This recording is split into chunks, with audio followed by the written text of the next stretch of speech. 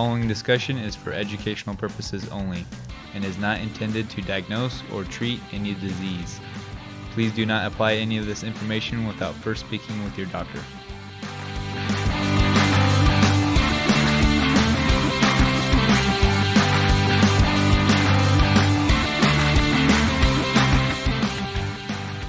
What is up, everyone, and welcome to the Diabetes Podcast, where we discuss how to take control of your health and gain the freedom to live the life that you deserve. I'm Gary Pano, and with me is my co-host, Dr. Grady Donahoe, who is a board-certified chiropractic internist.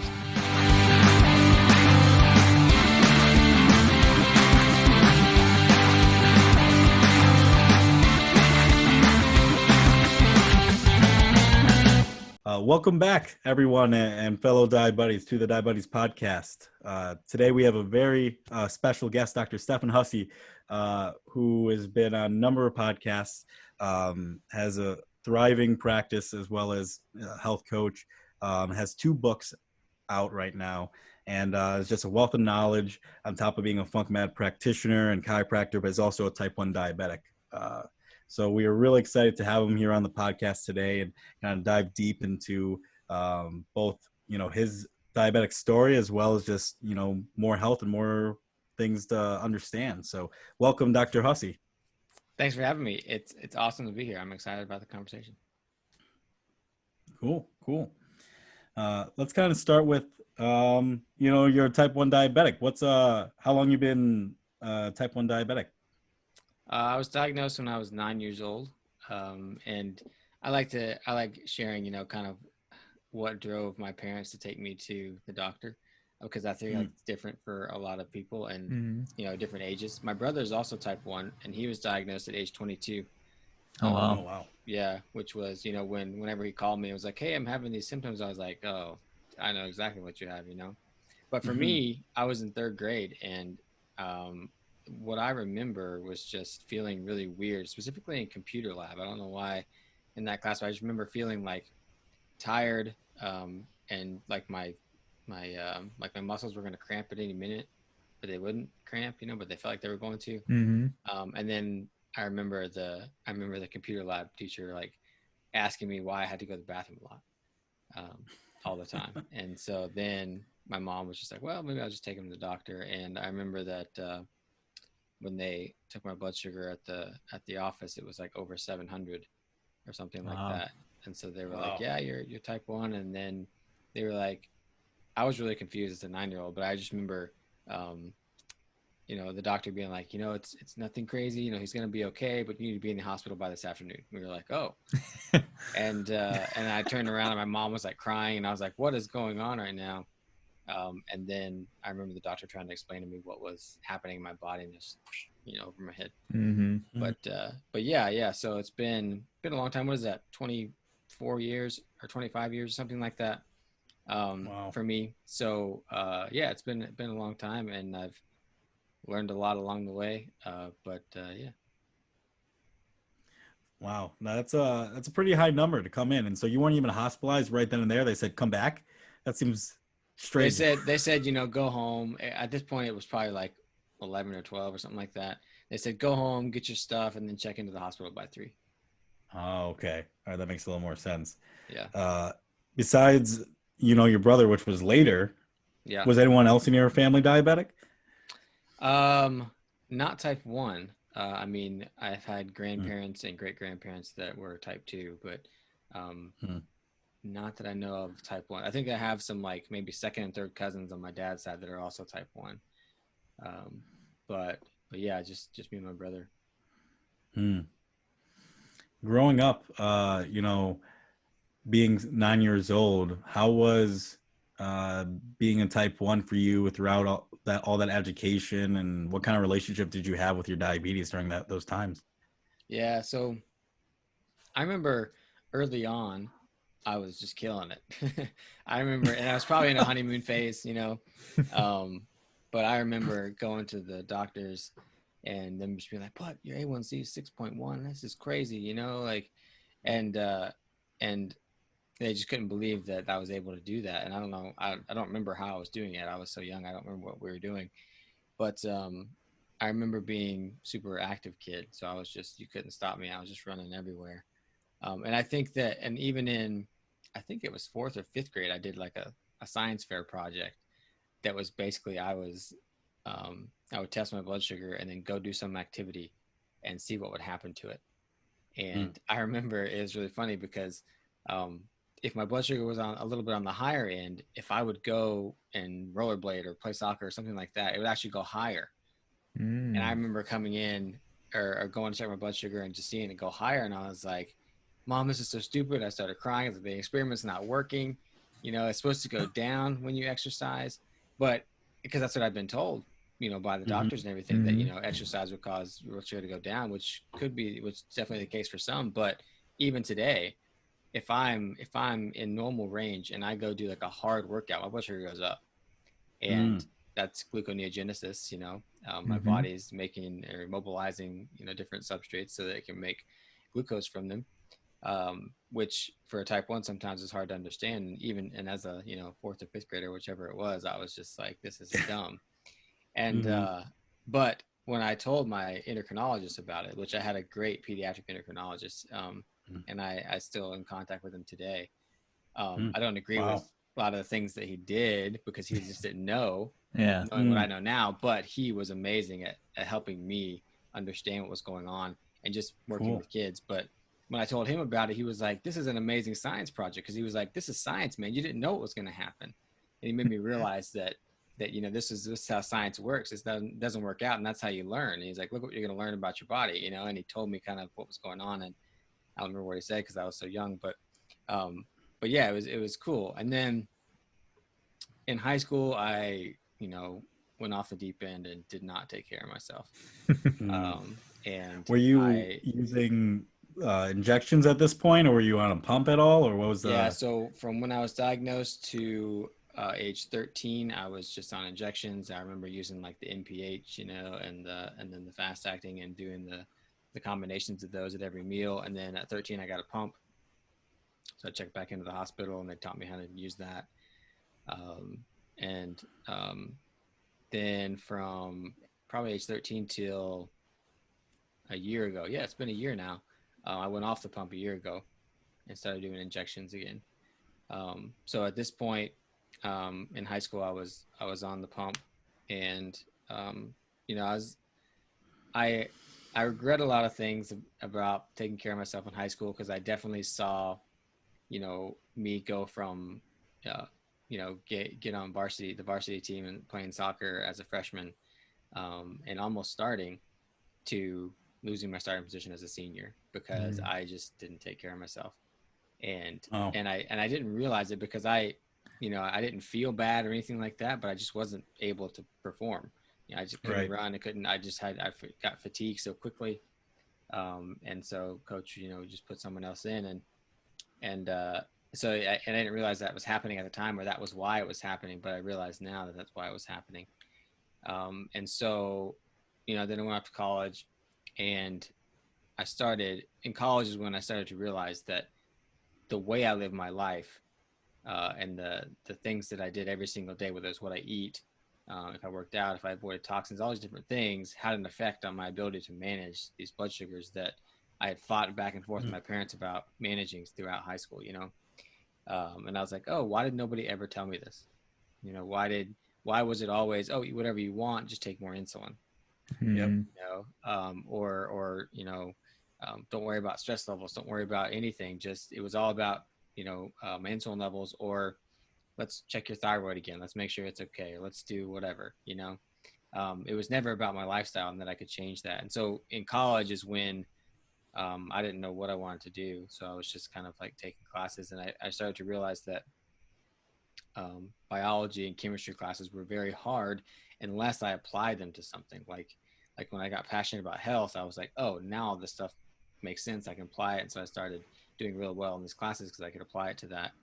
And it was very relevant to me because of the things I could test. You know, I could say, okay, if I do this, is it going to affect my ability to manage blood sugars, or, you know, if my blood sugar is going to be higher or lower based on this activity. And it was interesting to learn about those things. And so that kind of got me started, and it's been kind of a nonstop journey since then of gaining information. Wow. Even from a young age, you had this idea of like a science experiment, which probably most kids don't. That's really cool. And then pretty early on in college too, which might influence people to go off even more of a deep end. That's when you started kind of almost reeling it back in.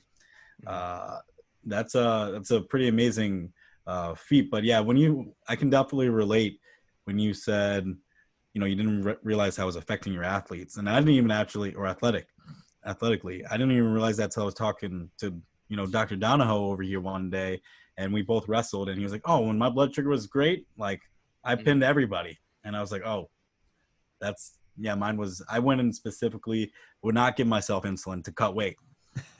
Like I would go ketoacidosis specifically to lose weight. Wow. So I could definitely relate. Yeah, definitely. Yeah. And there was probably times where I was definitely in ketoacidosis, or close to it at least, during some of those soccer games and things. Because I would just take my pump off for the games, because I didn't want to deal with it. And I should have, when I came out of the game, I should have put it back on and gave it a little insulin and stuff like that. Especially since the more I ran, the higher my blood sugar went, because the more gluconeogenesis I was doing. Yeah. So, yeah. So then you just said you got off the pump, Yeah. a year ago. So how has these past couple of years still been on the pump and made you think about that transition in the first place? Yeah. Well, what made me think about it is that I felt like the pump wasn't working. And I couldn't figure out why.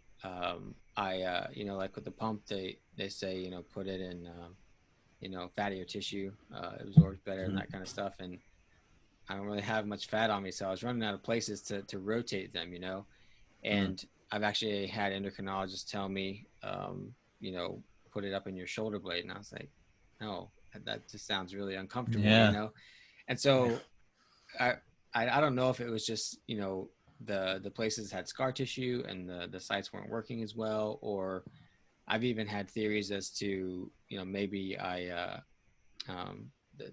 type of insulin, I was using Novolog at the time, maybe because I've been using that since I was 13. So I was like, well, maybe I can switch insulins. I looked at the price of insulins and I was like, oh my gosh, those are really expensive.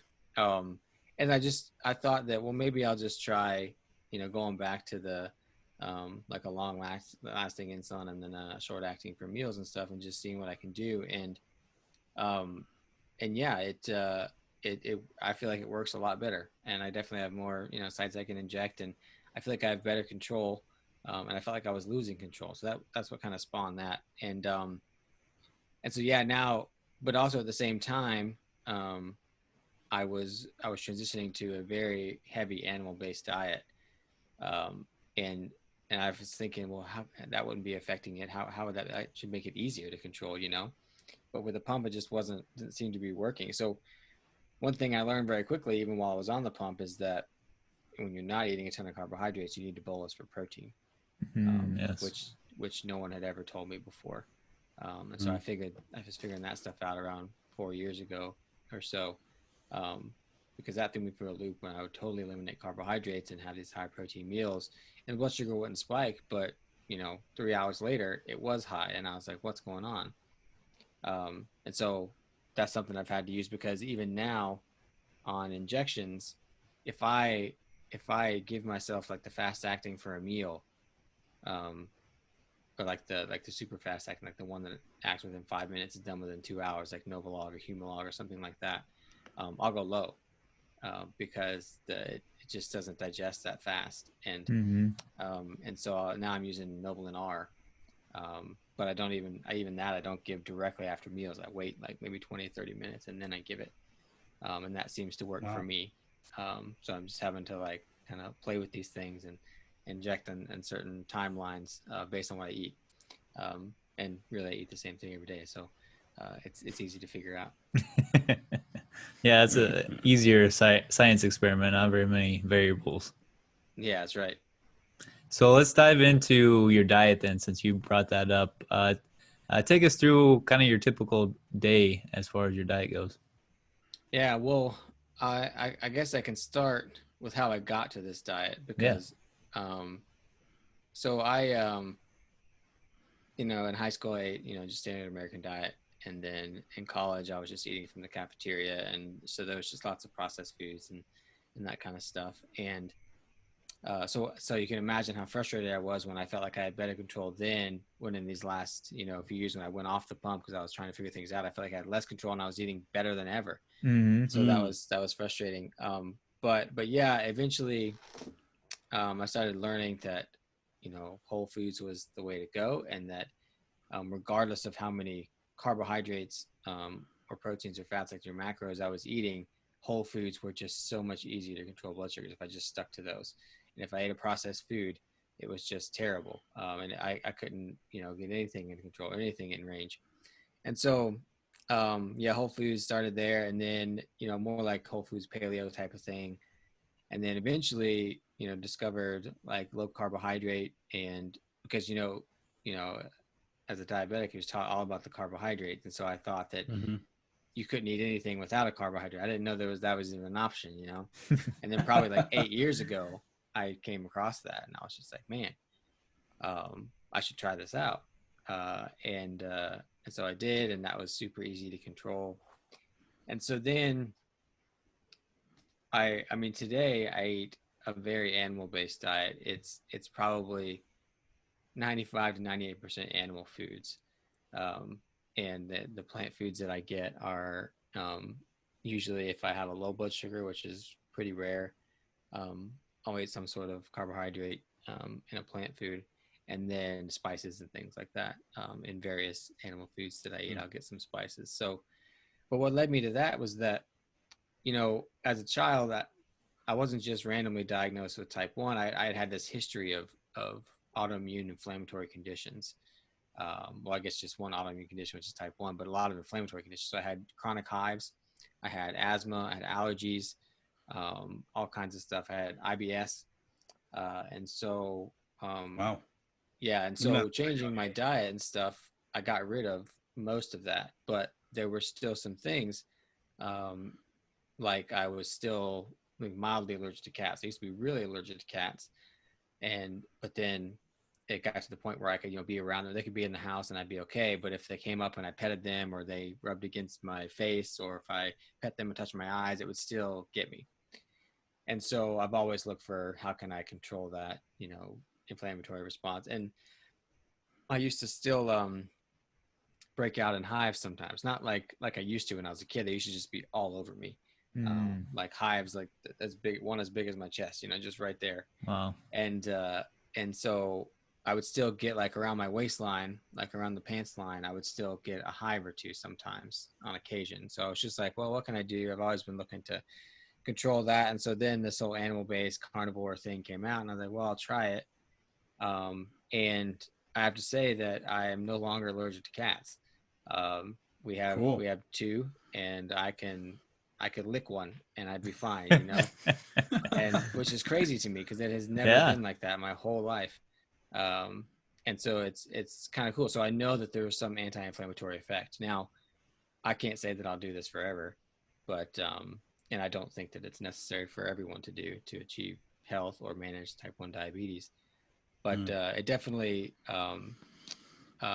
had an effect on me. And it's also the best my gut has felt in my entire life, because that's always been something that's kind of lingered around. It's, again, it was way better than it was when I changed diet and ate more whole foods and healed things. But I can say I have absolutely no gut symptoms at the moment. Wow.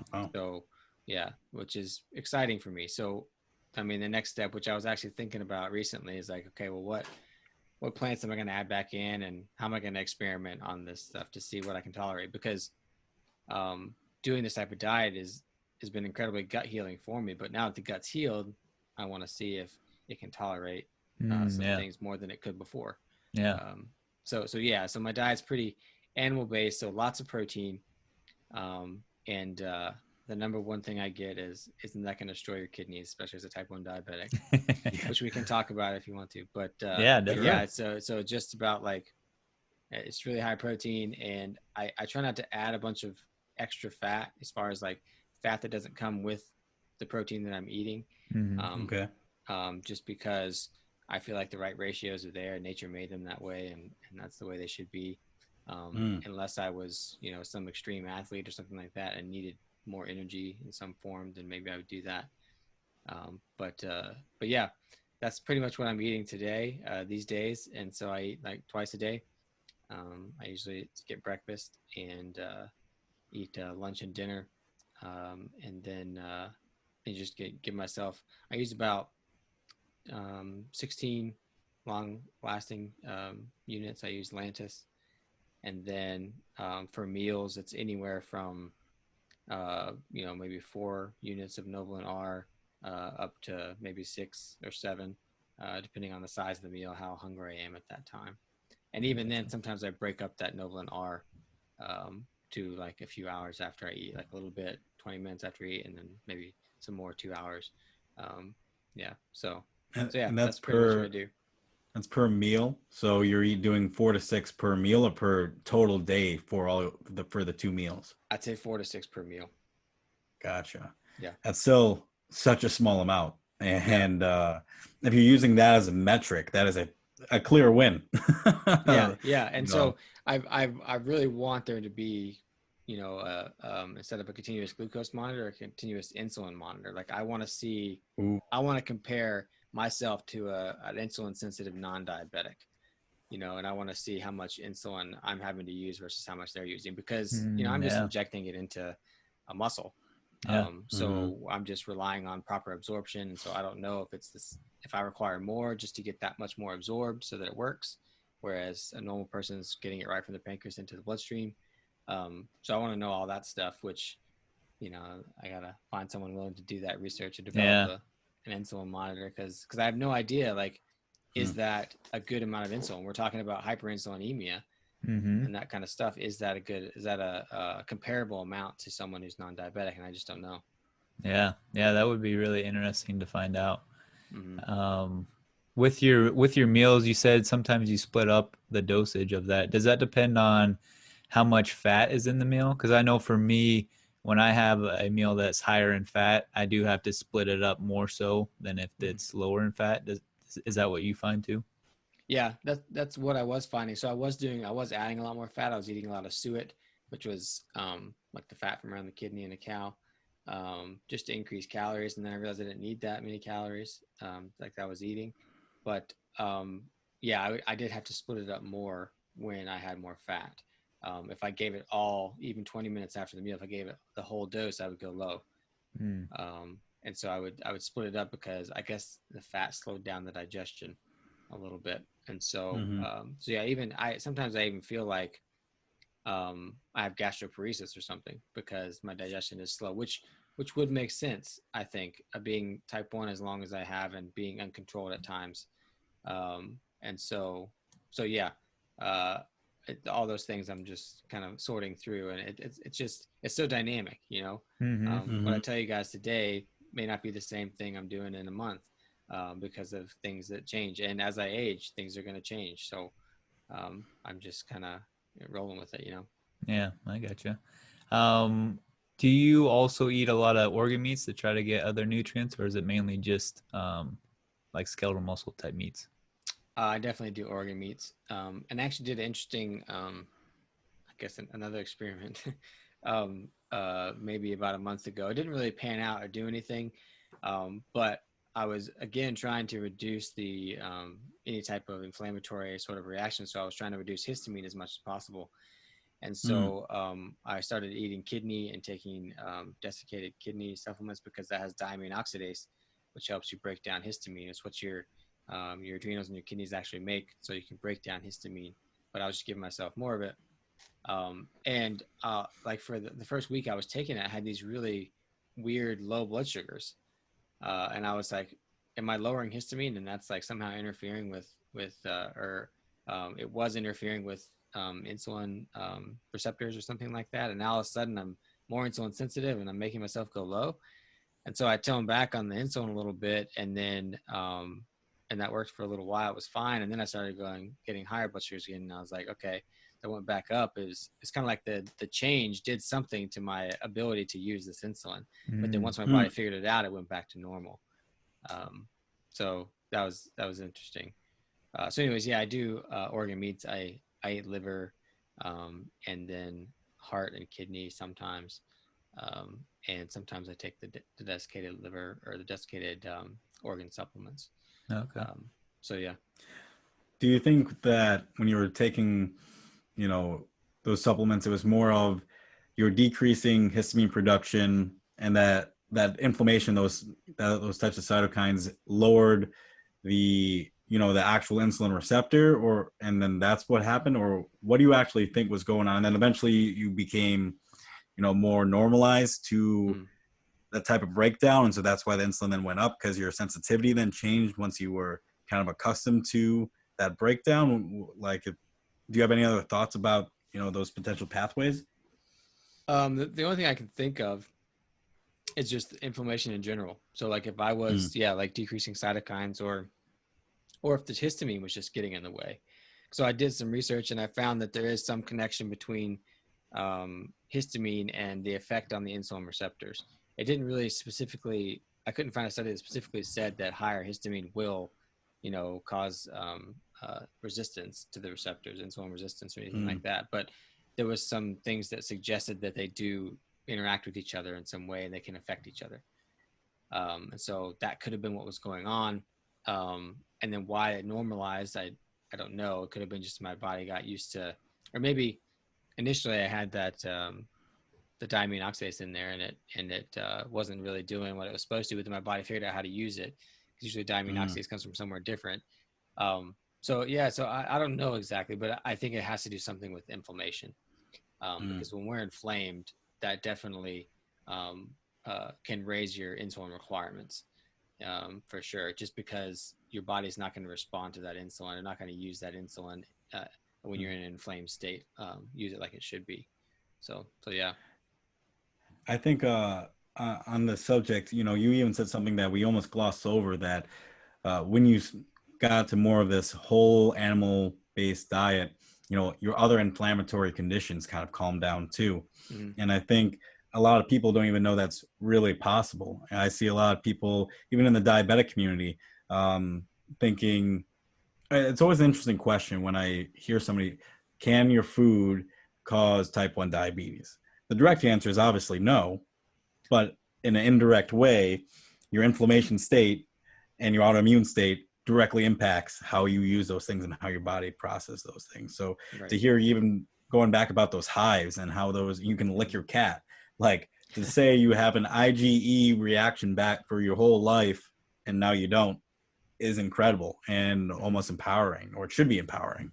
Yeah, and now I actually tested that directly. So when we got the cats, like my IgE antibodies were fine, and then we got the cats and they went elevated, and I was like, oh, that's the cats right there.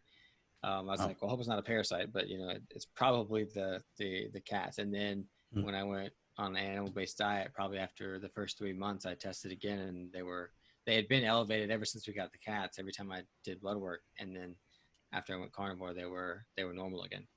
That's awesome. So yeah, I mean, it definitely did something for me. Um, Should publish that as a case study. That's I know, right? Yeah, that's I got the awesome. data. Yeah. Yeah. No, that's fantastic. And so then is, obviously there's been a big part of your life, you know, doing these experiments on yourself, learning more about this type of, or this side of health. But is this what's really pushed you to learn so much about medical sciences and nutritional sciences, or what's really inspired you to really dive deep into what causes, you know, health and, you know, dysfunction? Um, yeah, I definitely tell people it's the fact that I was at 9 years old forced to think about health, which is something that a 9-year-old doesn't really necessarily think about, Mm-hmm. or at least maybe not health, but I was forced to pay attention to my body in a way that most 9-year-olds don't.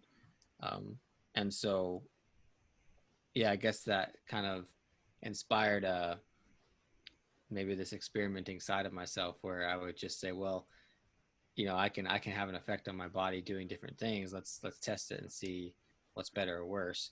But as far as health goes, like just a general passion for health, I don't know what makes me want to know more. And I guess I can always fall back on the fact that I have this chronic disease that no matter how hard I try, I'll never be able to control it as well as an insulin sensitive non-diabetic. You know, I'll just never have the blood sugars that they do. And I'll always have to pay attention to things more.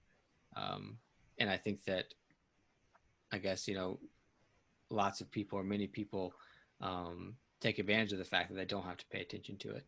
And then that forces them to pay attention to it one day when they become unhealthy. But that point where you became unhealthy just happened at a much earlier age for me. And most type ones, you know. So I don't know. I mean, I remember in college, my college girlfriend and I decided to major in health and wellness. We decided that was going to be our major at the same time. We got into it. Like I said, it allowed me to relate to a lot of the classes that I didn't really like otherwise. And so I think that it just became my thing. And then I also think that, you know, especially learning all the things that I've learned now, like you can't unlearn those things. I can't just ignore the fact that glyphosate is absolutely terrible for humans, you know, and I can't just ignore that stuff. I can't ignore all the stuff I've learned about how best to regulate my blood sugar and what works for me. But I also know that there's 2 other diabetics out there who have a podcast who eat primarily fruit, and that's all they eat, and they seem to be regulating their blood sugar just fine. Long term, I don't know how that's going to work for them, but yeah. It's I don't know. I guess I don't know what makes me so passionate about health, but I think that it's just the fact that I can't ignore everything that I've learned, and the more I learned, the more I wanted to know, and that's just built up. And now I have no choice. I have to live a healthy life. I'd go crazy if I didn't. Well, I think that's a great statement in itself. I think that's really honest and pure, and it makes me think of the statement, you know, one day or day one kind of thing. Like day one, when you're 9 years old, you had to think about it. And in turn, that's normally like a motivational, almost like a sports type like saying. But when you think about our health, like if you don't think about it today, you know, eventually you will. Yeah.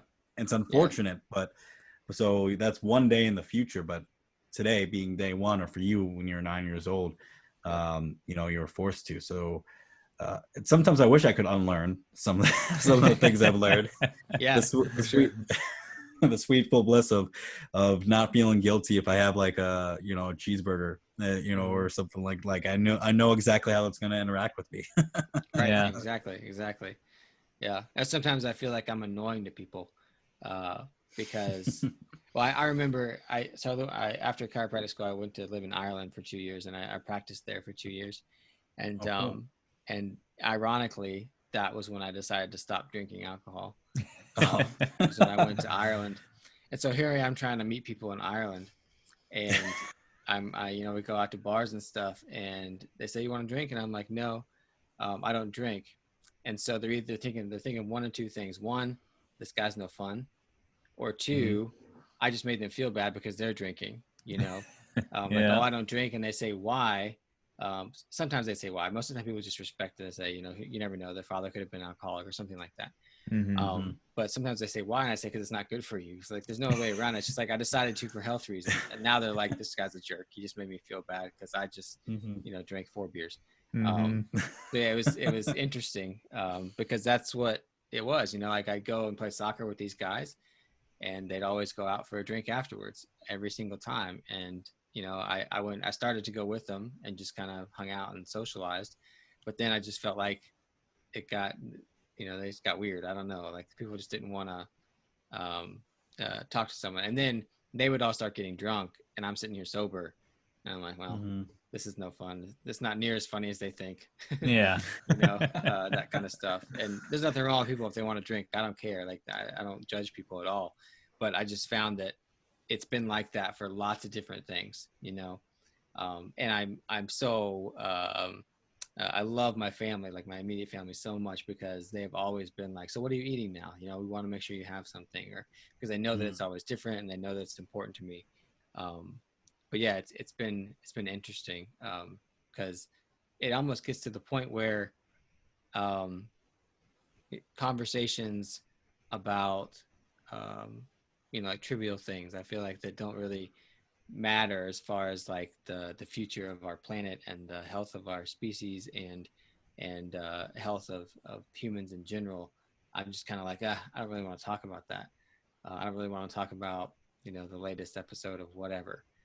Even though I enjoy those shows, I just feel like that's just entertainment. It's not something that's going to move us forward. And so the Mm-hmm. more and more I've learned about health, and for whatever reason that's driven me to health, I feel like, I don't know. I just feel like we are so as a society, we're so caught up in things that don't matter, and we need to start focusing on things like, why are so many people becoming type 1 diabetic or getting so many autoimmune diseases? Why is that happening?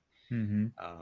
And stop talking about whatever it is that doesn't really matter, and start asking ourselves questions about how can we can prevent these things from happening in the future. Because honestly, I mean, my whole first book is about how our chronic disease epidemic is not a problem. It is a symptom of human beings being removed from their natural environment. And it's just one of the symptoms, because the other symptoms are, you know, the, I guess, unfortunate outlook that our species has if we keep going down this path.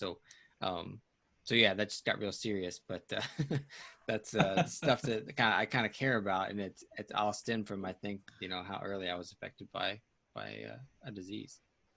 Mm-hmm. Yeah, I had a clinician and a professor at chiropractic school that literally, even that he was so focused on things like low back pain, he understood that what he was doing somehow affected global warming in the world. Mm. And he realized there was this bigger picture of healthcare and how healthcare relates to us as a state, as then a country, as a globe. And he literally would get up every day and feel proud to do the things he would do and help the people the way he did, because he knows it's part of a bigger picture, because there's this bigger picture that needs to be addressed. And Mm-hmm. taking care of you is the very first step into doing some of those things, and seems really small and minuscule when you think about how our species is going in a direction, and how everything is just crashing and burning. Literally, California is on fire right now. Yeah. And but yet it's taking care of yourself is the most immediate best way to start making those types of changes. Exactly. And that's one of the main solutions and themes of my first book, is that we need to start with ourselves individually. And that if Mhm.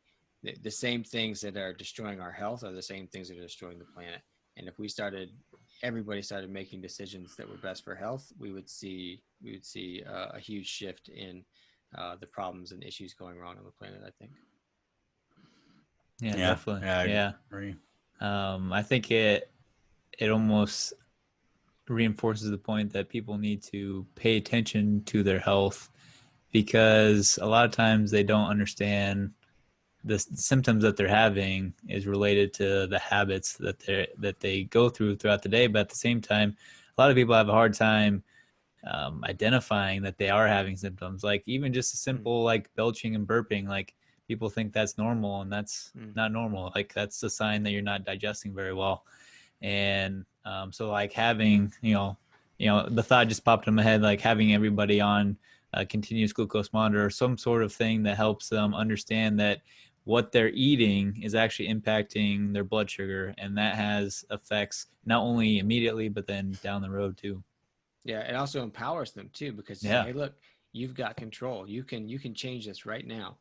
You don't have to go to the doctor and have them do some procedure, or give you a medication. You can change this today."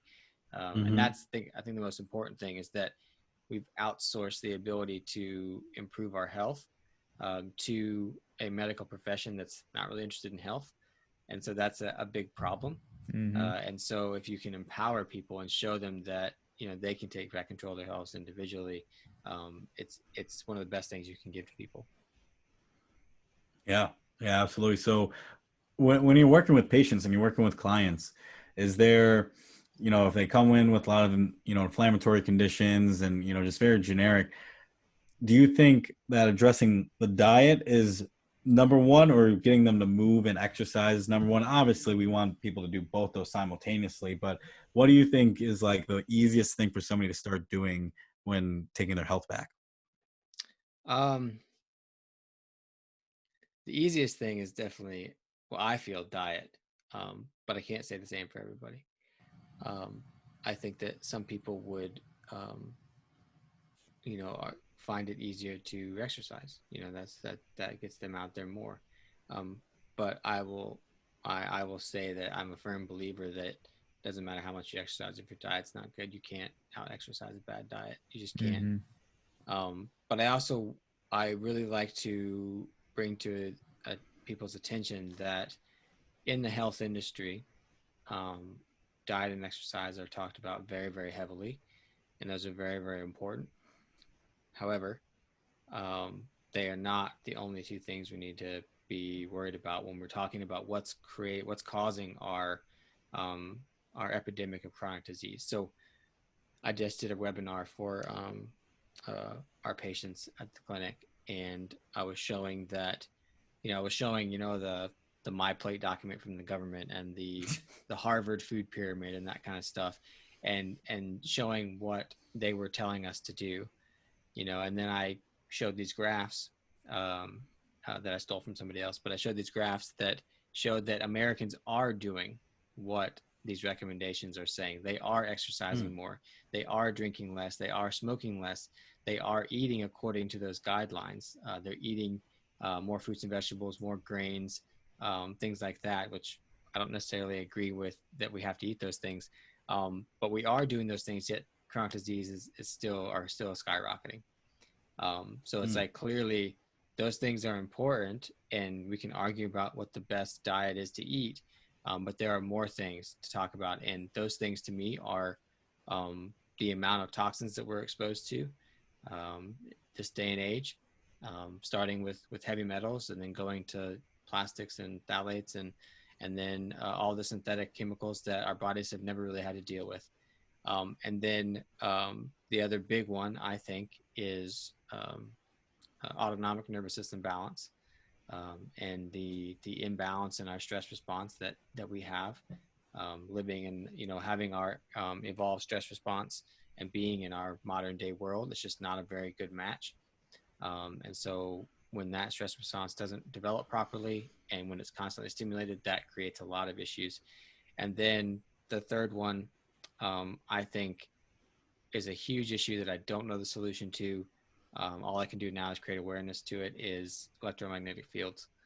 I think that is way more of a contributor to the issues we see as a society than we think.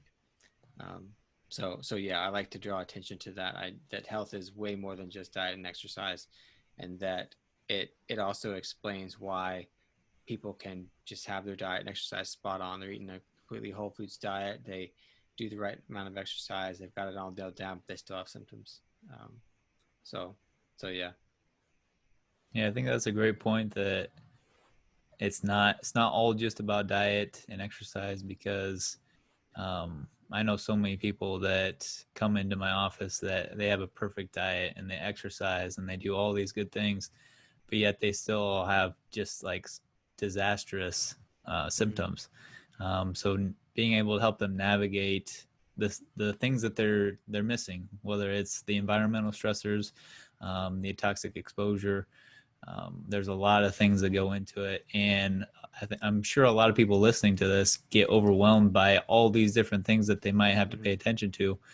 But for the most part, starting in one spot and working your way out is a good way of looking at it. But at the same time, just being aware of all these things is helpful, because then you can start to pay attention to where those things are coming into your life, whether that's you're getting a lot of EMF in your office, or you are having Wi-Fi on at night that's causing that, or you have a lot of toxic exposure in certain areas. You can start paying attention to those things, so that way you can start eliminating those things, or at least decreasing those things from your life. For sure.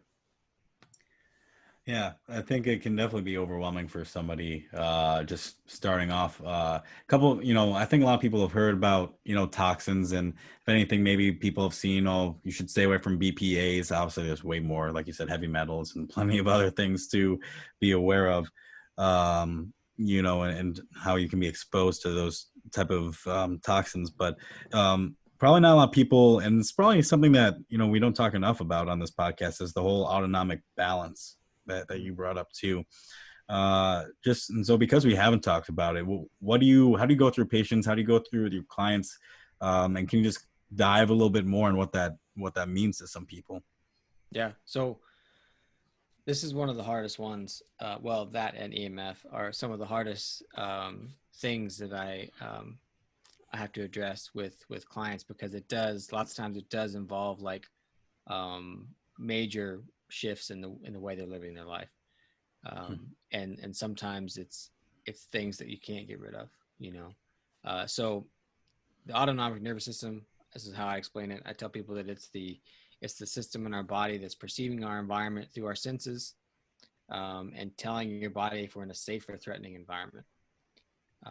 And based on that, your body has the correct response. It either has a stress, fight or flight response, that if you're in a stressful situation, your body will, mobilize things and put blood where it needs to go so that you can get away from or fight off a threat. Or if we're in a safe, if your sensors are perceiving the environment as safe, then you're doing more things uh, that like rest and digest is what they call it. So you're digesting, you're detoxifying, you're sleeping, you're procreating, those kinds of things. And so we should have a nice balance. And so I think we like to think of things as black and white and say, okay, we're in fight or flight or we're in rest and digest. But in reality, we're always getting, I guess, a stimulation of both of them. One's just higher than the other, right? Mm-hmm. And so this is especially relevant to the heart, because if we get an imbalanced signal to the heart, that can lead to very bad things. But our body's always getting constant signaling from both the sympathetic and parasympathetic aspects of our autonomic nervous system. And so the problem is that in today's world, not only can that autonomic nervous system not be fully or not correctly develop as we age. If someone has an abusive childhood or a stressful childhood, or didn't get the right signals from mom and dad when they were an infant, that kind of stuff, that system can kind of be broken. Or I can say that the the baseline for what your body learns as safe is off, and so you tend to think you're in a situation that's unsafe when it's completely safe, because your your sympathetic nervous system is just too on alert. And also we look at the natural environment for mammals, um, provides or makes it so that we're in this non-stress state most of the time, and we have a stress response only when necessary, only when there's an actual threat. And so that's what most mammals do. They only have a stress response when their life's actually in danger. But humans have these big brains, and we can overthink things, and we're the only species on the planet that can think our way into a stress response, just by thinking that something bad's going to happen to us. So we can see something bad happen somewhere else in the world, like on the news, or see something bad happen to somebody else, and then think or be afraid that it's going to happen to us. And that puts us in this constant state of fear and sympathetic stimulation. Or we can have something bad happen directly to us, not life-threatening, but or maybe it was life-threatening, but we got away, or we survived. And we can literally think about that, not just for the rest of that day, but for the next month, maybe even have a fear of that for the rest of our life, because we have this forward thinking ability that other animals don't have. Literally, if a zebra gets chased by a cheetah and it gets away, it shuts down that stress response within 2 minutes and doesn't really think about it again unless the zebra or unless the cheetah comes again, right? Mm-hmm. And so these big brains are a blessing and a curse, right? Especially in our modern day environment, because we have all these things that are, I think, unrealistic as far as what humans should be able to do. I think that when you think about, humans, when we lived in nature, we were kind of masters of our environment. We knew where to get many different sources of things. And today, we have to, do one thing in order to attain money so that we can buy all those things that we need. And so it becomes very stressful when everything you need is dependent on money, dependent on one thing. I'm not saying money's bad or that capitalism is bad or anything like that. I'm just saying that it's very stressful. And look what happens when we don't have money. We become homeless. Our health becomes threatened because we don't know how to get what we need without that one thing. And so we end up sacrificing our health to work our jobs and attain money. And then the saddest thing is that when we get that money, we don't even know what to buy to achieve health, right? We don't even know how to spend that money to create health. And so there's this huge disconnect. And that all stems, or it's all related to, it's all creating this imbalance in our stress response. All the things that we can see around the world are forward thinking, the idea that we have to attain money to get all the resources we need to survive. All those things are contributing to this imbalance. And when that happens, our body can kind of forget how to get into that non-stress state. It becomes so used to the stress state. It's kind of like, maybe some younger people don't know about this, but I'm not that old, but even then, but like driving a stick shift car, the clutches are always different, right? And it's just like if you're driving the non-stress car, you get used to that clutch. And then at first, when you drive the new car with the stress car, the clutch feels weird. But then you get so used to being in that stress state all the time that the clutch becomes normal again. And it's almost weird to go back to that old clutch. Yeah. Right. Does that make sense? Yeah. And that's kind of the state that people are in. We're just go, go, go all the time. And we have all these unnatural stressors that humans really aren't designed or evolved, whatever you believe, to handle. And so that's leading to all kinds of stuff. I mean, if you think about it, if my body thought that I was in a stressful state and I was trying to get away from or fight off a threat to my life, it's not thinking about sleeping. It's not thinking about digesting. It's not thinking about procreating. And it's not thinking about detoxification. And so people who have an imbalanced stress response, sometimes they can get insomnia or they can get digestive issues, like real bad gut issues. They can have sexual dysfunction. They can have all kinds of issues to deal with detoxification because their body is never in that state where it focuses on those things. And so that's just a major issue. And so I actually posted something, I think it was Saturday, about ways you can balance your autonomic nervous system. And I put chiropractic on there, and it's just like social media. I hate it, man. Like people are just like, I agree with everything except chiropractic. And I was like, well, that's funny because chiropractic is probably the one thing on that list that has the most research behind it as far as autonomic nervous system balance. Yeah. And people they just hate on it. I don't know. I don't Yeah. understand. But yeah, so that's kind of what that is and where we're at. And so I guess we can go into like how do we create balance in the autonomic nervous system. And I think that it's very important that we, I think a lot of times people, they'll say, okay, I'm going to get healthier, but I don't really want to give up my fast food or my candy or whatever. So I'm still going to eat those things, but I'm going to take these supplements because they're supposed to be good for me. Right. Right. Mm-hmm. And so, and that's never going to get anybody healthy, which is one of my main beefs with functional medicine. As it's traditionally practiced, is that it becomes about taking blood work and then saying, okay, I'm going to give you these 8 supplements, Yep. Right. And that's just not a path to health. And so anyways, it's the same thing with the autonomic nervous system. Lots of times we think, okay, I can spend more time in nature. I can meditate. I can do yoga. I can do neurofeedback. I can add all these things to my life to try and counteract the effects of all the stressful things that are happening. When in reality, we should be saying, okay, what of those things is really necessary for my life and what can I get rid of? Sometimes you can't get rid of it. Sometimes it's your kid and you can't give up your kid, right? You can't get rid of them. Or sometimes it's your job and in the immediate, in that situation, you can't necessarily give it up immediately, but maybe you can start thinking about how down the road you can set yourself up so that you can leave that job. Mm-hmm. Right. But yeah, we need to think about how we should remove things. And even if we do that, for a short period of time.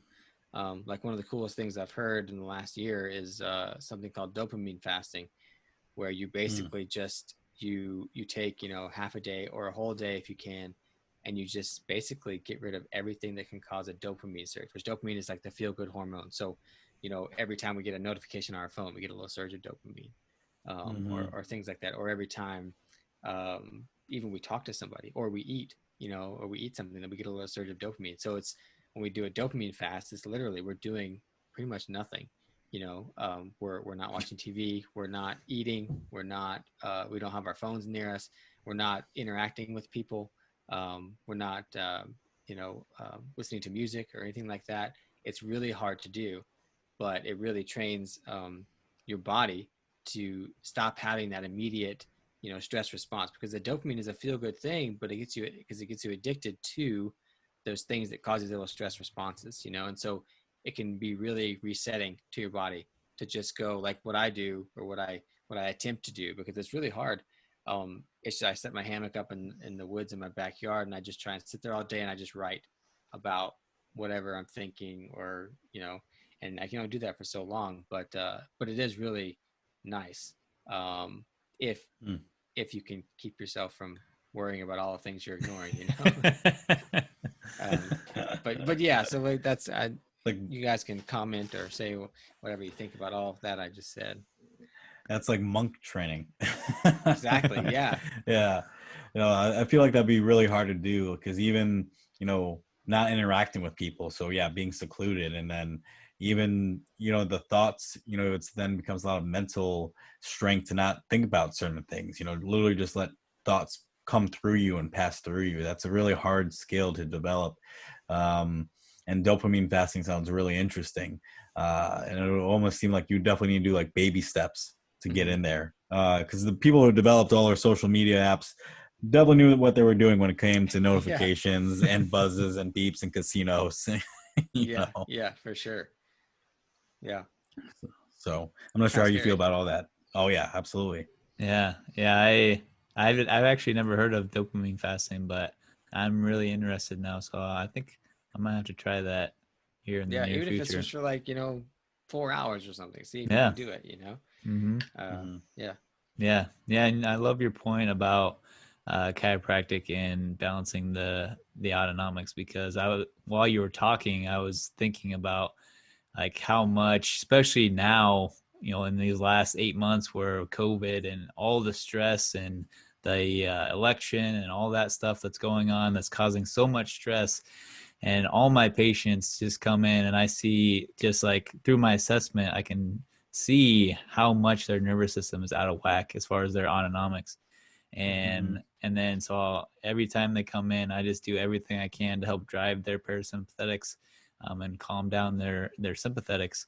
And chiropractic, man, it can be pretty powerful in regards to balancing them, because I've seen so many different things related to those autonomics change just after one adjustment. I've had hormonal symptoms change because we calm the nervous system down. I've had anxiety type symptoms calm down from that.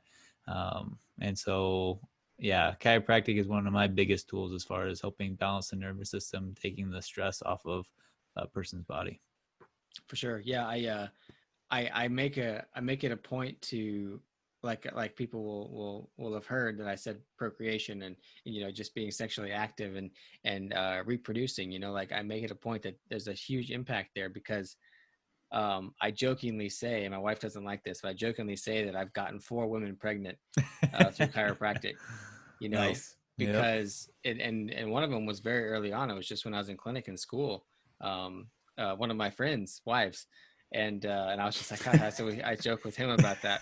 Right. But it's funny, because these were women that were trying to get pregnant, and they'd been trying for over a year, sometimes more than that. And you know, we start adjusting them, and all of a sudden they get pregnant. Mm-hmm. Or women that had multiple miscarriages, and they just couldn't get through full term pregnancy, and we started adjusting them, and they have their first child. And so I don't know exactly what's going on, but when I talk about the autonomic nervous system, I make it a point to say that, men could have, erectile dysfunction if their autonomic nervous system is imbalanced, and women, their bodies can be like, are you kidding me? We're in a stress state right now. We're not having a baby, Mm-hmm. And so it's just going to shut that process down.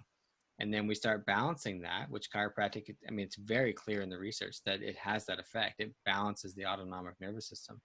And then women, their bodies say, okay, yeah, we can have a baby. Let's do this, Mm-hmm. It's pretty straightforward to me. Oh yeah. What a motivator too. Yeah. That's good that you make a point to use as an example, because pretty much almost every human, even if mentally or, consciously isn't of value to them, there is still some instinctual drive to want that. And when they hear that, that definitely will make people perk up. Mm-hmm. Yeah. And actually, some of those women actually came to me because they read somewhere that was the case, or someone else, it happened to someone else. So it's not just the 4 I've seen it. And I don't even have a pregnancy or practice, like I don't have that type of practice. This is just, women that have come along and said, yeah, they read somewhere that it could help. And I said, yeah, Mm-hmm. it definitely can. I can't promise anything, but let's do it. Yeah.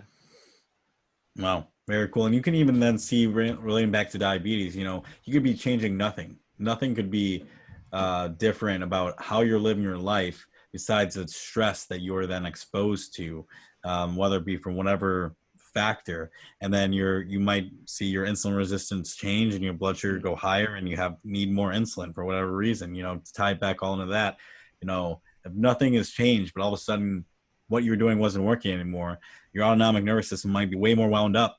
And I actually think that's part of the reason why I have more of a gluconeogenesis response to working out than, Dr. Donahoe over here, because when he weight trains, it'll definitely go down. Mm-hmm. But my autonomic nervous system, almost just based on my personality and just how wound up I am in comparison, is just so much higher. And so I think my body is much more easily to have those types of responses faster, and therefore you can see that in your workouts as well. So it can all be glucose monitor. Everyone needs it. Yeah, for sure. And it makes sense too, because if you're literally, if your body thinks it's in a stressful situation and needs to get away from or fight off a threat, it's gonna start mobilizing things like you're exercising. You got to use your muscles here in a minute. So it's going to do gluconeogenesis. So that's going to cause higher blood sugars. And there's some evidence that shows that, they specifically looked at cortisol, that high cortisol levels make it harder for the body to maintain normal blood sugars, so. Yeah. Beautiful. Well, that was a fun rabbit hole. Yeah. Who knows how we got there? Yeah. I don't know. But it seems like, recently, between some of your blog posts and the book, your most recent book, that you've been focusing a lot on heart disease too. Yeah. So why don't you talk a little bit about that in terms of this overall health and chronic disease, and how it relates to heart disease, and how you see it show up in your practice and everything that you do? Yeah. It's a very big question. Yeah. Well, I'll start off with just saying that, at some point, at some endocrinologist office I was in, you see posters on the wall that, type 1 diabetics are more prone to, kidney damage, and their eyesight to go bad, and diabetic neuropathy, and just all these things. And at some point I was asking the doctor, like, why are diabetics more prone to these things? And they said, well, it's I don't know what they told me and how they made it sound to me, but they would basically say that microvascular vasculature would get damaged, and that would lead to these issues. So basically, the small capillaries would get damaged, and we get tissue damage from that. So there's small capillaries in your eyes, down in your feet, and there's small capillaries that are far away from the body. So and the kidneys would be filtering more sugar over time, and then supposedly that damages them. And it was all about the damage to the microvasculature. And so, you learn, or I learned over time, that diabetics are 2 to 4 times more likely to get heart disease, whichever form that may be, whether it's a heart attack, whether it's atherosclerosis or heart failure. You know, type 1s are just more likely to get that. So I was just like, oh gosh. And so every time, you know, that kind of stuff came up, I would just, my ears would perk up and I would kind of soak in as much as I could. And, you know, in the end, the same things that cause heart disease are the same things that cause the same imbalances that happen, are the same things that cause cancer and autoimmune disease and, you know, every disease. They're all the same underlying issues. And they're basically Mm-hmm. our body reacting to um, an environment that's not well suited for, whether that be dietary or toxins or whatever. And so, you know, obviously when you talk about heart disease, everybody wants to talk about cholesterol. Um, and again, the same answer as before, um, the same answer as I was giving earlier. You know, people want to talk about diet and exercise when it comes to health. It's way more than that. So heart disease is absolutely way more than cholesterol. And so my kind of my three-pronged approach that I give people is that preventing heart disease is about being metabolically flexible, which means your body can readily and easily go back and forth to burning carbohydrates and or fats whenever it needs to. Um, it's about controlling inflammation and oxidative stress through various different ways, and then also balancing the autonomic nervous system. So I'll throw those out there, and we already talked about the autonomic nervous system, but we can go into any of those things. We can go into cholesterol, metabolic flexibility, or oxidative stress and the sources of those, like whatever you guys want to talk about. Yeah, let's dive into metabolic flexibility, because I think when, you know, as a diabetic or just anybody, if you start following a diet, whether it be super strict keto or more animal protein, you know, based, or even vegetarian, you know, you can get in these pretty strict holes, right?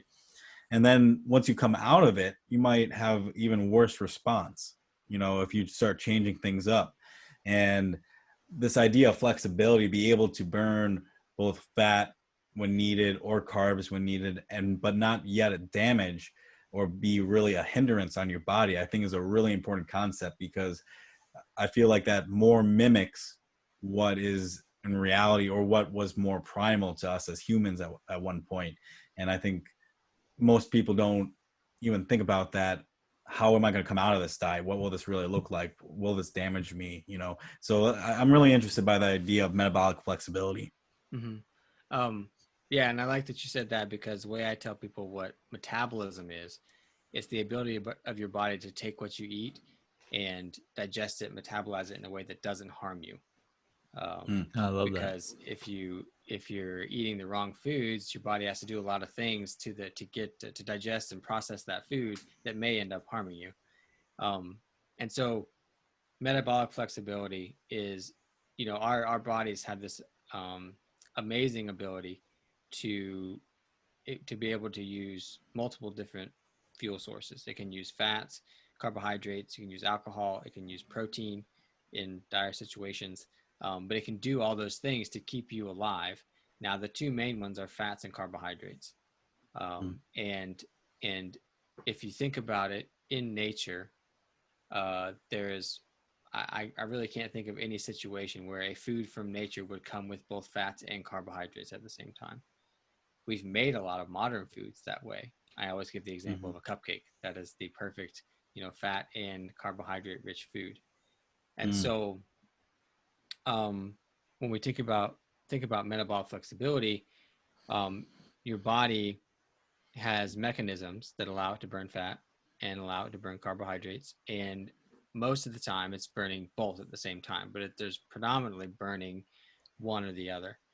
And so if you think about um, the Western diet and how many processed carbohydrates and carbohydrates in general we have available to us, since the body will always burn carbohydrates first, well, it'll burn alcohol first, but after that, it'll burn carbohydrates and then protein, but that's really rare, only in like starvation situations. And then fats are last. So if you think about that, if you eat a bunch of carbohydrates all the time, your body's always going to burn those carbohydrates first. And so you're going to use those carbohydrates for fuel, and then the fat you eat with that always gets stored. So if you are eating a ton of carbohydrates, the fat you're eating does become the fat that's on your body. If you're not eating carbohydrates, the fat you eat does not become the fat that is on your body. But when we have these high carbohydrate diets all the time, the body almost forgets how to use fat for fuel because it never really has to. There's all these carbohydrates around. And so that you become metabolically inflexible. Okay. So you cannot readily go back and forth. And this is why people who go on low carb diets get the so-called keto flu, because their body has no idea how to get energy without those carbohydrates around. It has to relearn almost how to, just like me when I go surfing. Every time I go, I have to relearn how to surf a wave again because I don't do it often enough. And it's the same kind of thing. Your body has to relearn how to start making ketones and use fatty acids for fuel. And so you get this period of, up to 2 weeks or 4 weeks where you just feel sluggish, and you get these weird like keto breath symptoms and things like that, because your body's adapting to learning how to burn those again. Now, I don't think that you have to completely restrict carbohydrates to be metabolically flexible. Because I know plenty of people who are very fat adapted that eat carbohydrates every day and they wake up in ketosis. After they don't eat, they wake up perfectly in ketosis, but they're eating whole foods. And so that's the key, is that you're eating whole foods and you're not, and you're eating enough animal protein that you're satiated. Because that's the problem, is that people are eating processed foods, and they're eating foods that aren't satiating, and they end up eating way too much. Whereas if you can control your portions by getting enough animal protein, you're never going to overeat. If that's the center of your meal, you're never going to overeat, because your body's just like, I can't eat any more of this. I just can't. And so that's, I think, the key: whole foods, and then focus on animal protein, and then you'll stay metabolically flexible. So I was going to segue into like insulin resistance, but I forgot how I was going to do it. So I'll pause there. Yeah, that's definitely a concept that most people, I don't think, talk about enough. Because then you can talk about it too. You can transition this flexibility with, as you go through different phases of life too. Like you were saying, you might not be on this on your current diet forever. I mean, you might, who knows what it's gonna look like a year from now. You might find that you were doing really well on keto, or one being somebody, but then you start working out even more. Like I was low carb, and now I'm almost transitioning to moderate, or almost even higher carb, and I'm trying to decrease that excessive amount of fat, like not adding more fat, as I'm doing more workouts in the gym, more CrossFit, more running, all these things, because I feel like my flexibility is changing. And but that's not the only definition of that metabolic flexibility, going back to how your body can handle everything. And that comes with all the hormones, like insulin, like your blood sugar, because if those things aren't stable, then the flexibility is going to be just more fragile. For sure. And so yeah. So yeah, I mean, you mentioned insulin, mm-hmm. which is obviously very important to a type 1 diabetic. Mm-hmm. But I think that it's a little bit misunderstood. I think that, well, first of all, I think that for the average non-type 1 diabetic, a fasting insulin is probably the best blood marker that you could take, and it's just not taken often enough. For people like us, we take it, and it's always a little bit skewed, I feel like, because we're injecting insulin at times when the body doesn't usually need to, but we need to for like whatever reason. So it's hard to get an accurate fasting insulin for people like us. But for the average person, a fasting insulin is super important, because usually it's not taken, and you could have a completely normal blood sugar. But if your fasting insulin is really high, you are insulin resistant, because your body's having to use more insulin to keep that blood sugar where it should be. And so that's insulin resistance. Your body's not responding to the insulin it's making. But then I also think that insulin is misunderstood, because, in type 1 diabetes, when they figured out that they could give people like us insulin and control diabetes, they immediately assumed that insulin's main role was to take glucose and shove it into cells or allow it to go into cells. And that's very true. It does that, but only at a certain point. So, and this is also different. So what I'm about to say may not even really apply to us as accurately as it would to someone who's not type 1 diabetic. So insulin, when it's secreted in the pancreas, the first thing it does is it shuts down the production of glucagon, which is the hormone that tells your body to mobilize fats and proteins and carbohydrates and things so that your liver can make sugar from them. But if we have insulin present, then clearly there's sugar, glucose around, or else it wouldn't be secreted. So we don't need glucagon anymore. And so that happens right there at the level of the pancreas. Insulin secreted, and then immediately glucagon shuts down.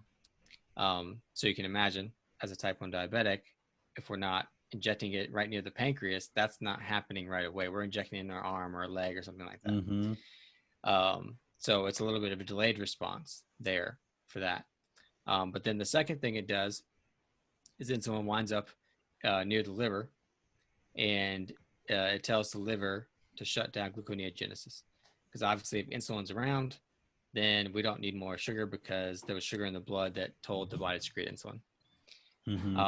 And then insulin gets out to the level of the tissues. And the first thing it does before it tells the tissues, the cells in the tissues to take up glucose, is it tells the tissues to shut down the release of, fatty acids or amino acids or anything that could become, the liver could change into glucose. So again, we're just shutting down this process of the body making its own sugar, making its own glucose. And there's multiple steps to that. So in this sense, people think of insulin as this very anabolic hormone, this growth-oriented hormone, but in reality, it's just anti-catabolic. So it's just shutting down these processes that are telling the body to break down tissue so we can make more glucose. And by doing that, we get more, the anabolic processes take over, so we get growth, right? Rather than this balance. And so at that point, if there is still sugar in the blood, after we've stopped gluconeogenesis, we stopped the breakdown of all these things, if there's still glucose in the blood, then insulin takes that and puts it into the cells, where it opens up the receptors on the cells. And so there's a lot of steps there. And so if someone is truly insulin resistant, and we're talking more like type 2 diabetes right now, if someone's truly insulin resistant, it had to break down all those steps and had to get really bad to the point where their blood sugar is still high after we did all those things. And then it's so high that the cells can't stuff in any more glucose, and they become resistant to that insulin, which is, you're way down the line if you're insulin resistant. So that fasting insulin that I'm talking about is super important, because if it's a little elevated but not super high, we can intervene right then. Because you think about it too, like if someone goes to the doctor and they say, oh, you're pre-diabetic, your blood sugar is not over your fasting blood sugar is not over 126, it's like 115 or something, and they're saying we're just going to watch and wait. It's like, well, they've already been insulin resistant for a long time with a normal blood sugar. And then, so it's just like, we could have intervened a long time ago to stop this from happening, because it's going to be way harder to stop from happening if it's gotten that far.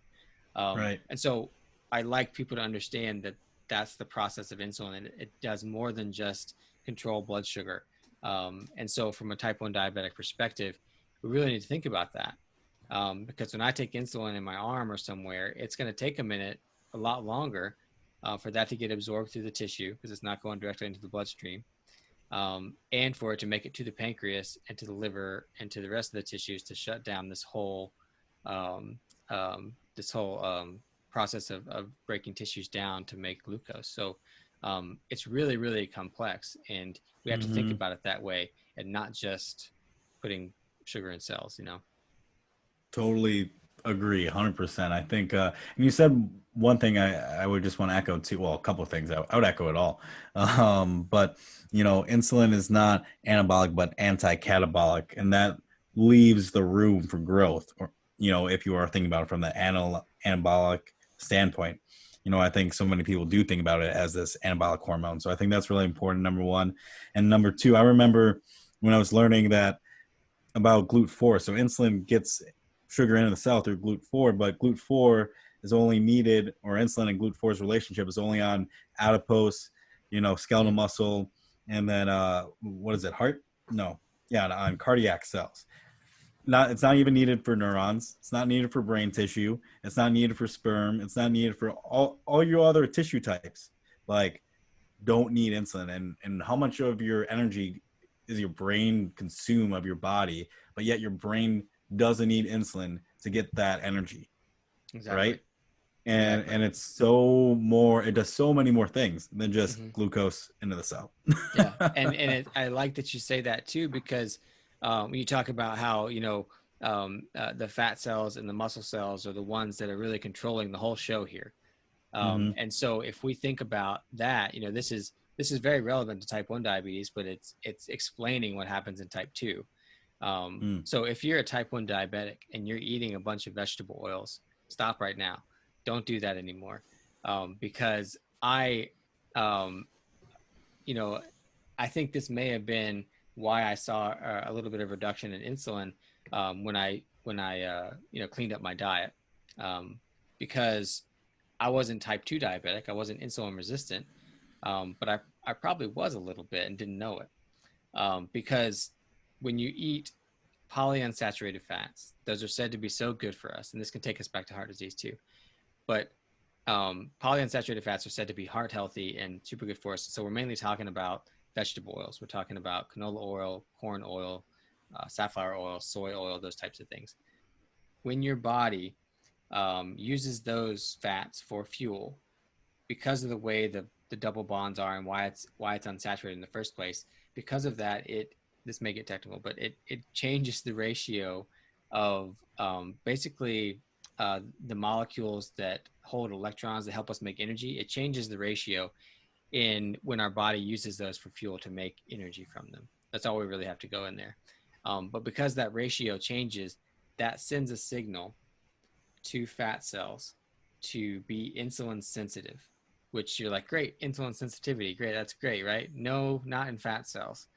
Because when your fat cells are insulin sensitive, they're taking up all the energy and they're storing fat, right? And when that happens, it triggers, or it kind of signals, well, once your fat cells hit a certain threshold, which everybody's threshold is a little bit different, which is why someone could be super skinny and be insulin resistant, and someone could be really overweight and not be insulin resistant. Once your body gets to its personal threshold of storing fat, it triggers the rest of the body to be insulin resistant, or like basically the muscles to be insulin resistant. And that's where we get insulin resistance. And so then someone who challenges their body with a load of sugar will have a higher blood sugar because their body is insulin resistant. But it's kind of controlled by this dance between the insulin receptors in fat and muscle cells. And so if we want to, there's some really interesting research that shows that if we eat saturated fat from animals, that it flips this process around. We get a different ratio. The fat cells become insulin resistant, and then that triggers the rest of the body to be very insulin sensitive, or at least mainly the muscles to be insulin sensitive. And that's the situation we want. So it just shows us from a physiological perspective that we are not meant to eat these industrialized, very processed seed oils. And we're designed to eat saturated fat from animals, mainly, I think, but even there's saturated fats in coconut oil and things like that. Like that is what our physiology is made to do because of what happens when we eat those things. So you can clearly see that we're not supposed to be insulin resistant at the level of the muscle cells. We're supposed to be insulin sensitive, and the thing that creates that is animal fats. So yeah, it's my little rant on that. It's a gorgeous rant. Yeah, and I'm pretty sure that was in even the 2017 article that Grady and I were just reviewing our past 2 episodes, that these PUFAs are great if you want your adipose to become insulin sensitive, but as you just described in the physiology, because some people might just see that and it's in a review article, I'm like, oh great, insulin sensitivity, fantastic. But when you understand, okay, A then leads to B, then leads to C, that's not what you necessarily want. And that's why the context of everything, and thinking about the bigger, not just the context, but the bigger picture, taking a step back and, okay, what is it really going to change? Not just looking at these topics in just a box. You can't just look at insulin resistance in one way. You can't just look at how much total insulin are you using. You can't, if you just look at it one way, you're going to pigeonhole yourself like, oh, this is great. But yet your overall health will continue to decline. So I think understanding, or just attempting to view these complex problems for what they are, complex, and as a whole picture is what's needed. And that's where learning about your body and attempting and seeing what changes is what's really, really important. And doing that with a healthcare team is really, really important, and doing it from all aspects, because you've talked about multiple sides of it, not just your diet, exercise, but everything, because it all will impact it. So Definitely. Yeah.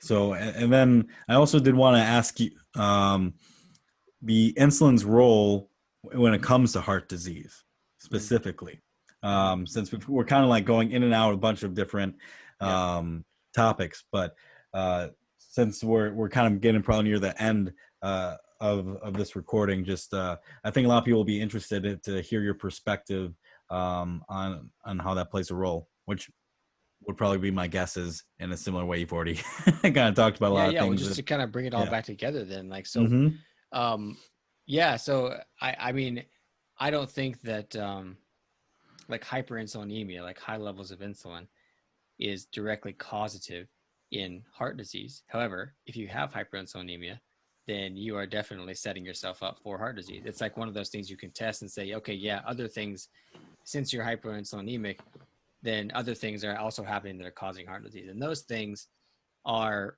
inflammation. If, at the bottom line, like if we're talking about purely atherosclerosis, coronary artery disease that supposedly blocks arteries and causes heart attacks, which there's evidence that that's not the case either. But if we're talking about that specifically, it's inflammation. And we already talked about earlier how inflammation is a main driver of insulin resistance. So that whole process we just talked about with, the unsaturated fats and the insulin resistance developing that way, you can get insulin resistance a whole different way, and that could be from high inflammation. You can get hyperinsulinemia just by being completely inflamed, and so that could be from toxins in your body. It could be from poor food choices, different inflammatory foods, processed sugars and grains, and all that kind of stuff.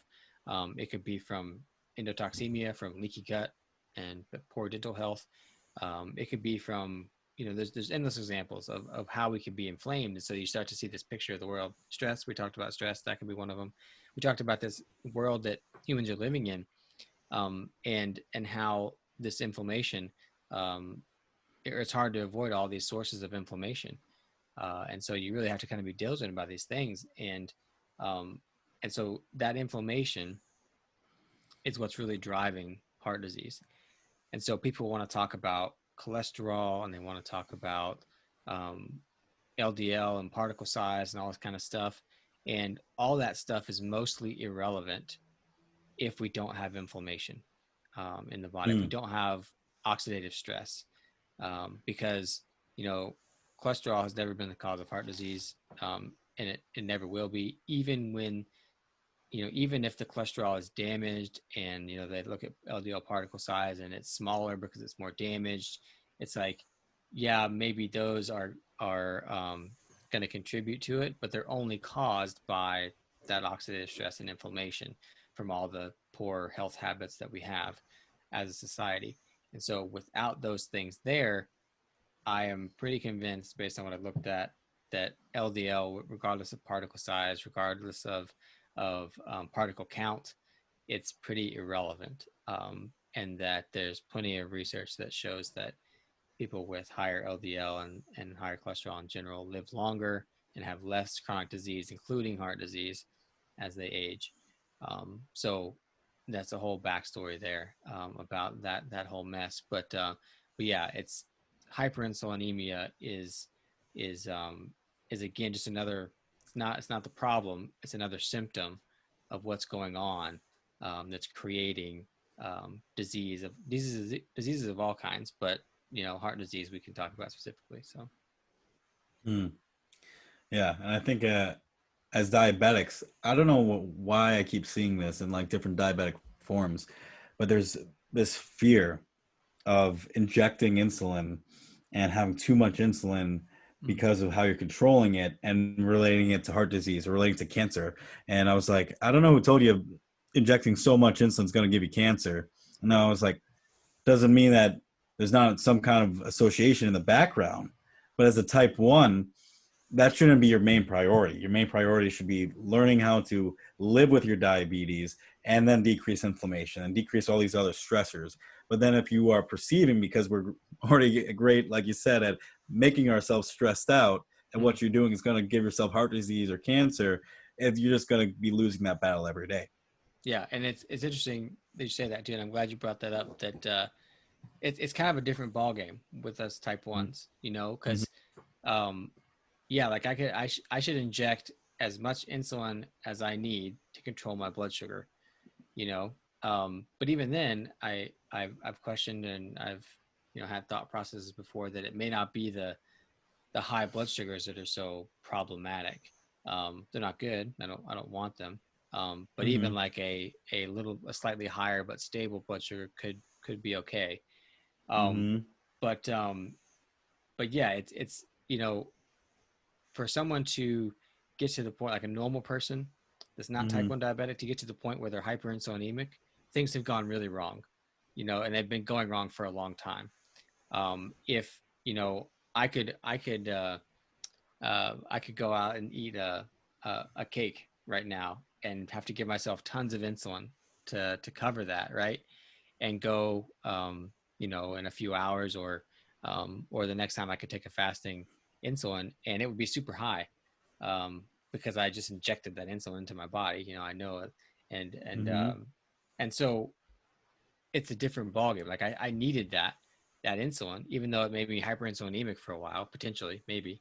I needed that to keep my blood sugar under control, and that doesn't make me hyperinsulinemic to the extent that a full-blown type 2 diabetic would be, because that's a whole different process, and it happened. There's so many other things that went wrong before they got to that point. So yeah, we should not be freaking out about taking, or even, I think, comparing amounts of insulin, because I've had I tend to get negative attention from the vegans, but I wonder why. I had a type 1 diabetic vegan on Instagram. All he wanted to know was like, how much insulin you're taking, how much insulin you're taking. I'm just like, I'll tell you, but it's really irrelevant, because who knows, your body, that guy's body could be much worse at absorbing the insulin he's injecting, right, than mine is. Or it could just be, I mean, why, when I was 10 years old, did I use less insulin than I use now? Why? Honeymoon phase. It's so across the board.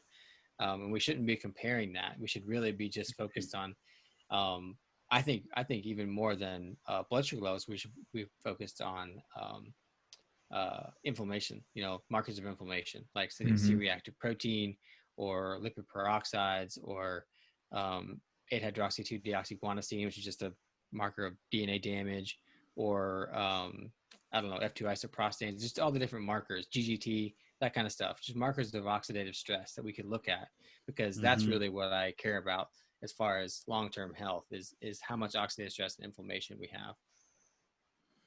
Yeah, because it's not always as simple as what is your blood sugar or how much insulin you're taking. It's all the other markers that you can get on even just a simple blood test of like CMP or in a CBC.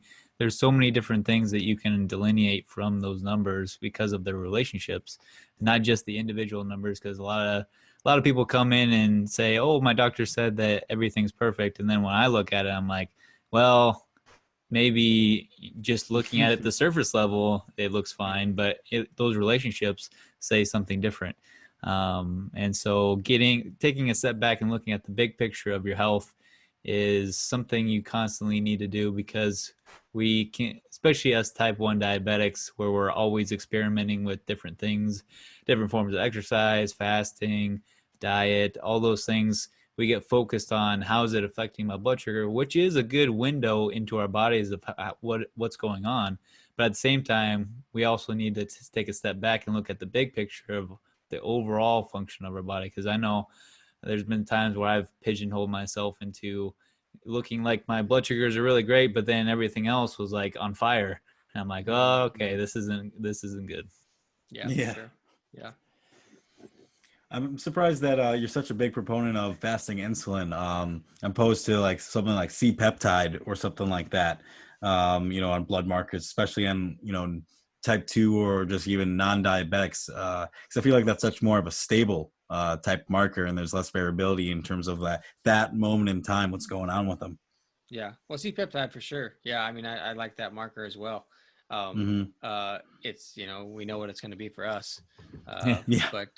But for average people, yeah, like that's also a great marker. Or even the trig to HDL ratio is another great one to look at, kind of insulin sensitivity. Mm-hmm. Yeah, all those things are good. And the triglycerides and HDL are usually taken by the average doctor, but like C-peptide and fasting insulin, they're just not really going to look at that stuff. And if I've had clients that I work with in my coaching go and ask for them, and the doctors are like, "Why?" It's just Wow. like, Yeah. what do you mean why? Like, come on. So yeah, pretty sad state of things. Yeah. But hopefully that changes. If one thing is for sure in 2020, I think there's some, not majority, but some are trying to understand this bigger thing about autoimmune health and overall health. If somehow we could walk away from all of this this year and moving forward of saying what really impacts my life, what really impacts my health. Because I'm sure you've had some people come to you purely because they're like, yeah, I am at a higher risk. Like, what can I do? That's definitely not most people. But I have seen, there have been a couple people in my office that have come to like, I want to protect myself, but I know it's not just taking vitamin C. Like, how can I protect my health, my life long term? And I hope that there is a shift of thinking about more health and differently, and looking at insulin and looking at all these things in a different light and perspective. I think that's a very a long shot, but hopefully we can continue to take steps to move a lot of people in that way. Definitely. So Definitely. mm-hmm. But this has been fun. I feel like we can continue to ramble on and talk about a whole bunch of different Yeah, topics. definitely. But let's kind of start wrapping up and go through like a round of burst my beta cells. So just something that's, whether it's be personal to you or just even to your diabetes, or maybe just something outside your diabetes that's been really just busting at the seams, that kind of has been frustrating you. What's been one thing for you, Dr. Hussey? I think on a daily basis now, what really frustrates me is like the more and more I look at research and do my own research and read the studies and stuff like that, I realize how bad most of it is. And how, I don't know how, I mean, most of the nutritional research that's out there is all epidemiology, which cannot show anything causes anything. It could suggest that there's associations, but it can't prove that anything causes anything. And so the majority of our government guidelines and academic institution recommendations and things like that are based on studies that cannot prove anything, because it's really expensive to do studies that can prove anything when it comes to nutrition. And so when I post things on Instagram, and I try to avoid social media conversations, but sometimes I have them. It's just so hard to especially in a social media comment, to explain the sorry state of the research, and it's like, I'll always read the research and I'll always try and learn from it, but the more and more I read, the more and more I realize that we are I guess we're relying on a whole body of information that is impossible to gain really any complete understanding from. and so it almost makes me, like, when I look at the 4 tiers of what I use to determine whether or not this is a health practice I should do, research is probably the fourth one. You know, the fact that there may be some research behind it, um, and like I'll do something even if there's absolutely none. The only time I'll use the research to rule out something is if there's clear evidence in the research that it's bad for you. Don't do this. But if there's no evidence that it's not good for you or it's never been done, it's like, that's not a reason not to do something. And there's so many people that are just like, there's no research behind that. It's just like, well, like, I'm sorry, but if you look at the state of the research, it really tells us nothing. Yeah. And that's just frustrating for me. And I wish that more people understood that. And I wish that research wasn't put on this pedestal. Yep. And I wish that, the headlines for research weren't so misleading, and that kind of stuff. So yeah, that's what gets me a lot these days. Yeah, especially in the time we're living in right now, because there's so many different people that say, "Oh, there's this research article," and they keep shoving it in your face, and it's like, okay, but I can give you just as much from another point of view that's going to say something totally different. Yeah. So yeah, people hanging their hat on research and going in on all in on research is another thing that also frustrates me too, because just seeing in my practice the things that may not have a whole lot of research behind them, but man, they sure work for a lot of people that I'm working with. Yeah. And it makes me laugh because I've had a couple of patients come back to me and say, "Oh, I was talking to my MD friend, and they said that this new thing that we're doing has no research behind it." I'm like, well, first of all, do they even look at the research related to this? I doubt they are, because it's not even on their radar. So they're just discounting it just because they haven't learned it. But then at the same time, research is so vague most of the time that you're gonna get positives on one end and negatives on the other. So yeah, it is very frustrating, especially now when there's so much chaos going on with health and everything. Yeah. Well, and as an example, just to give people an example, like, I used to work at a clinic that was more or less right across the street from the Virginia Tech School of Medicine and Research Institute. So I treated a lot of these either medical students that were doing research, or PhD students that were doing research, or even some of the professors there and everything. And I'd always ask them, "Hey, so what are you working on?" And they'd always tell me, "I'm working on this specific enzyme and how it works with this and this one very specific biochemical pathway." And I was like, "Okay, cool. Like, what do you hope to do with that?" And they would say, "Oh, they want to make a drug to affect that biochemical pathway."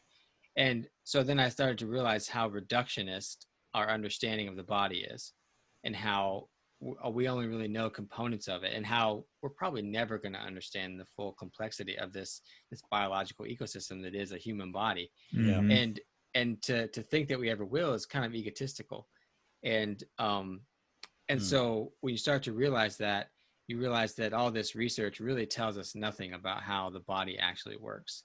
And they're really just trying to influence different things and not look at the repercussions of that. So it's frustrating, because then people throw that research in people's faces and say, "Oh, this says this," and it's just like, well, I wish that was how the body worked. But it's interesting what you just showed me, but it doesn't really tell us much about how to live our lives. Yep. Yeah, and such a clear example of that, I think, is the whole fat and sugar debate that has been going on for years and years now, where initially it was, hey, fat is bad and carbohydrates are good. And now it's becoming more and more clear that that's, first of all, it's not that simple, but at the same time, cholesterol really, like you said before, has nothing to do with your cardiovascular risk. Yeah. Yep. What about you, Grade? What is something that bursts your beta cells? I would say recently, it's funny that Dr. Hussey brought this up, because lately my port sites for my pump have been kind of wacky on me, and they haven't been, I don't know, just like throughout the site, it hasn't been real consistent. And so So I've been working on trying to change my sites, but I've been relatively lean this summer, so it's been hard to find a good spot to change to. So I've been playing around with some different spots, but it's been tricky. I've had a lot more highs lately because of it, because I've gotten some kinked pumps, but still working through it. But doesn't help the fact that it's just very frustrating when everything's going right, you're doing everything right, and then boom, the hardware breaks down on you and messes you all up. Yeah. Mm-hmm. Yeah, I almost when you're saying just a year or so ago, Dr. Hussey, that you switched to back to injections, and almost like I was looking into switching pump providers, switching my company, and that almost feels like such a big step. You go so long doing one thing and every day, and then you switch to a different pump, or you switch back to injections, and it's almost like this like weird end of a relationship that you don't know how to proceed, and it's just like, I don't want to break up with you, but I don't think this is right. Yeah. Yeah. No, it was definitely weird when I went off it. I mean, it's Mm-hmm. been since I was 13, and I'll be 34 this month. Um, so yeah, it was definitely weird. And I still, like, when I'm drying off after the shower, like, I avoid the spot where my sites used to be. I Yeah. don't want to like tear it off, I'm like, oh wait, it's not there anymore. It's weird. Right. Still, after a Yeah. year, I'm still doing that. Yeah. Because it's like, for me, I feel like my body personally tries to tick me off by pushing, like kinking my sites. Like I feel like I have so much trouble based on fat content and then muscle concentration at certain areas when I try to put it in. It just doesn't work out. Then with scar tissue, like I probably 50% of the sites I put in end up getting kinked, and so great with your recent thing that's been bursting. Yeah, I can relate for that too, and I've thought about switching back to injections, and it's just like such a weird thought, but I was surprised that I just put a site in like my adductor, like lateral or medial side of my quad, and that normally comes off right away, and it's been in for 24 hours. So I'm taking that as a win right now. Yeah. Nice. Yeah. Yeah. But recently for me, it's been almost more of I've been going so much these past couple of weeks that I'm not thinking about when I need to change my site or change my like sensor for my CGM. And I get ticked at myself all of a sudden when it's just like a immediate stop. I feel like I don't get a warning. And then it's like, oh yeah, I need to now stop, after these couple patients, now I need to do this and move these things around because I didn't plan I didn't put it in my day, and because I'm not paying attention to it as much right now. So balancing that management of just time management of changing those with the busyness of life has been definitely something that's been driving me crazy recently. Mm-hmm. But yeah. And then Dr. Hussey, where's you mentioned a couple books. What are those titles of those books? I'm almost embarrassed that I don't have them in front of me right now. Oh yeah. Yeah, no worries. The first book I wrote was in 2018 is called The Health Evolution. Why Understanding Evolution is the Key to Vibrant Health. And that one I relate more of like, the future of our species and how and health is centered for that and everything. And then the second book I wrote is just a small ebook, and it's about the heart. And it's I've actually completed an unabridged version of everything about the heart that's being edited right now. So people can look for that. But those books are on Amazon. They're on my website, which is resourceyourhealth.com. And that's where I have my blog and where I do the health coaching. And then I'm also on social media, a little bit reluctantly, but I'm on social media. And my handle is just Dr. Stephen Hussey. Cool. Awesome. Well, we'll definitely, have to do this again sometime, because it was a pleasure to talk to you over, Zoom and on this podcast. And, I hope to, when you speak at a conference, once those start up again, maybe see at one of those too. Yeah, for sure. I'd love to. Mm-hmm. So yeah, it's been a pleasure having you on the podcast and just and conversing with you about literally so many topics. I did not think we'd go down these types of rabbit holes. Those are the best podcasts, though, where you don't even know where you're going. Yep. Exactly. Anything else that you want to leave, a lot of diabetic listeners to, or just anybody else, just kind of last closing statements? I mean, maybe it sounds cheesy, but just don't be afraid to like take your first step. Nobody expects you to wake up one day and be perfect. Like I tell people all the time that I didn't wake up yesterday and decide I was going to live like I do now. There were so many, individual steps that I took. And so if you just keep taking little steps and not afraid to take the first one, then you'll end up where you want to be one day. Perfect. I love it. All right. Well, for everyone listening that stayed into the last bits of this episode, we appreciate you. Feel free to share this podcast, and we'll catch you next time on the Diabetics podcast.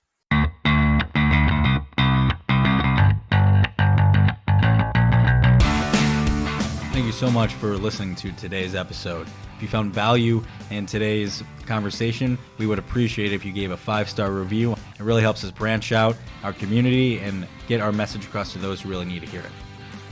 If you want to interact with us on social media, you can follow us on the Diabetics podcast on Facebook, Twitter, and Instagram. Or if you have any questions, comments, concerns, or moral outrages, you can email us at thediabeticspodcast@gmail.com. Thanks.